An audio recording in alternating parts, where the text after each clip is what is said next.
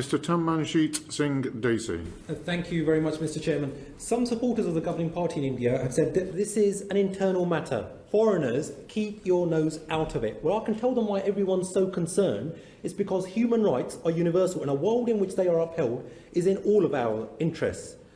Hundreds of farmers have died already because of the freezing cold and because of ill health while protesting. For those of us whose parents and grandparents have been tilling the land in the Punjab, have a strong connection with the land, and whose family and friends are involved in the protests, imagine our collective pain when we see scenes of tear gas, water cannon and brute force being used against them, when we see them herded into the protest sites like animals with metal barricades, barbed wire and deadly steel spikes installed in the road, as if it was some sort of international border and not the outskirts of the capital city. The irony of it, Mr Chairman, is that many of them have actually served on the border, or their children or grandchildren are currently serving in the army.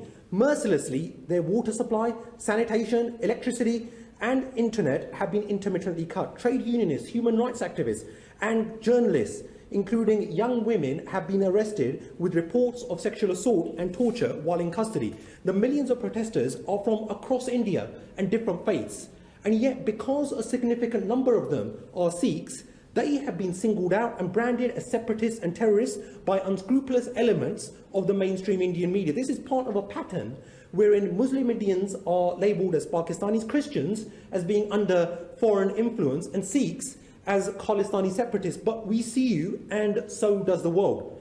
Let me let you into a little secret, Mr Chairman, about the Sikhs. They are taught to feed millions of those in need for free, year in, year out, regardless of background or colour or creed. They are brought up to stand up for the rights of others, so you can bet your bottom dollar that they will go to the nth degree to stand up for their own rights. Those of us, like me, who dare to speak up for the farmers, are faced with a deluge of hundreds of fake profiles or the 2 rupee Twitter troll factory, and accused by some disingenuous elements of being, amongst other things, a racist.